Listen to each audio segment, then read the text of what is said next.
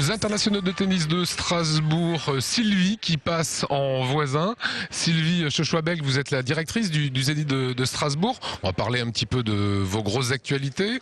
Il y a les Scorpions, groupe allemand, qui viennent prochainement chez vous. Scorpions, oui, ils viennent samedi, hein, c'est dans très bientôt. D'ailleurs, le parking sera un peu utilisé aussi par le tennis, donc on va être co-voisins. Oui, c'est une deuxième date pour Scorpions, parce qu'ils sont déjà venus en fin d'année 2008. Et c'est un deuxième rendez-vous et la salle va être bien pleine aussi pour cette deuxième date. Ça veut dire que c'est un joli coup aussi pour drainer un public allemand? Oui, c'est un public allemand. Ce sont des fans de la première heure de Scorpions. C'est leur dernière tournée, leur tournée d'adieu, donc il faut être présent. Voilà, c'est un groupe allemand, hein, Scorpion. On le précise. L'autre affiche, et je suis ravi de vous avoir ici pour en parler, c'est Lady Gaga. Alors là, c'est quand même la star, c'est la Madonna des années 2000. C'est la Madonna puissance 10, c'est le gros rendez-vous du mois de mai pour le Zénith. La production va commencer à arriver un petit peu dimanche, lundi, pré-montage et donc mardi le show. Voilà, c'est un concert qui était complet en 15 jours. Ça va être exceptionnel, c'est vraiment exceptionnel pour Strasbourg d'avoir une telle artiste dans le Zénith. Concert à l'américaine?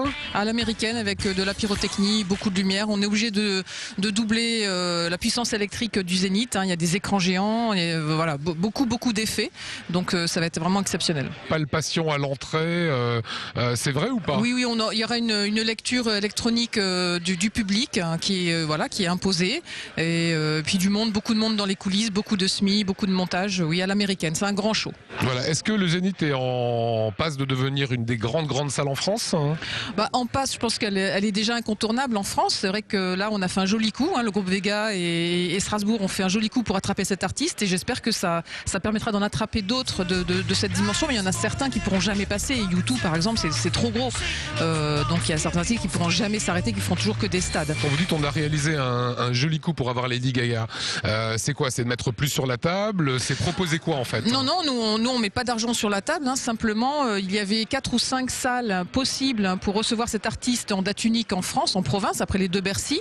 Nous on a travaillé d'arrache-pied pour répondre aux notes de calcul d'accroche, parce qu'il faut accrocher 50 tonnes. Et le Zénith était la seule salle en France pour pouvoir accrocher autant. Et puis on s'est battu avec le groupe pour l'avoir et que ce soit pas un autre. Voilà. Complet en 15 jours, la crise ne touche pas le monde du spectacle? Aussi bizarre que ça puisse paraître, effectivement, des billets à 95 € pour être assis et 73 € pour être debout. Certains spectacles, oui, ne sont pas du tout touchés par la crise. Voilà, vous allez faire quelques matchs de tennis maintenant, il faut se détendre un peu, Sylvie. J'ai vu les installations sportives, en tout cas, j'avais pas encore eu le temps de venir en voisine.